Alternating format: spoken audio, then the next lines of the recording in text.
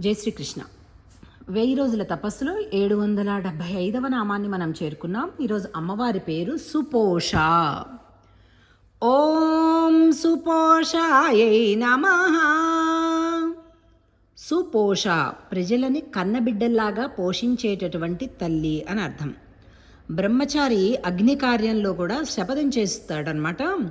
సువర్చ వర్చసా సుపోష పోషై, మంచి వర్చస్సును కలిగి ఉంటాము, మంచి పోషణ కలిగి భార్యాబిడ్డలకి మంచి పోషణను ఇచ్చి సుపోష అంటే అలాంటి ఒక మంచి పోషణను పొంది ఉంటాము, పొందింప చేస్తూ ఉంటాము అని అన్నమాట.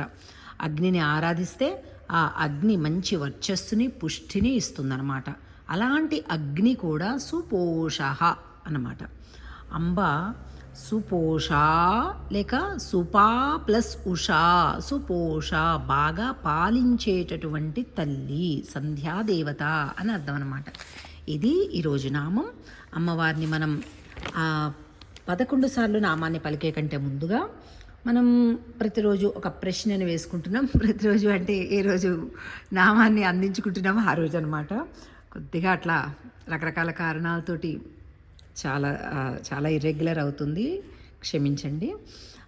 నామాన్ని జపించే కంటే ముందుగా మనం ప్రశ్నించేటటువంటి ప్రశ్న ఏంటంటే, అగ్ని కార్యం వల్ల తేజస్సు వస్తుంది. ఇప్పటివరకు మనం పాల్గొన్నటువంటి యజ్ఞాలు, యాగాలు, అగ్ని కార్యాలు ఏమిటి? ఇది ప్రశ్న. ఇక నామాన్ని పలుకుదాం 11 సార్లు.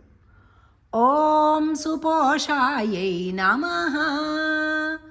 ఓం సుపోషాయై నమః. ఓం సుపోషాయై నమః. ఓం సుపోషాయై నమః. ఓం సుపోషాయై నమః. ఓం సుపోషాయై నమః.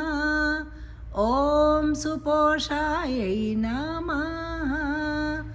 ఓం సుపోషాయై నమః. ఓం సుపోషాయై నమః. ఓం సుపోషాయై నమః. ఓం సుపోషాయై నమః. ఓం సుపోషాయై నమః. ఓం సుపోషాయై నమః. ఓం సుపోషాయై నమః.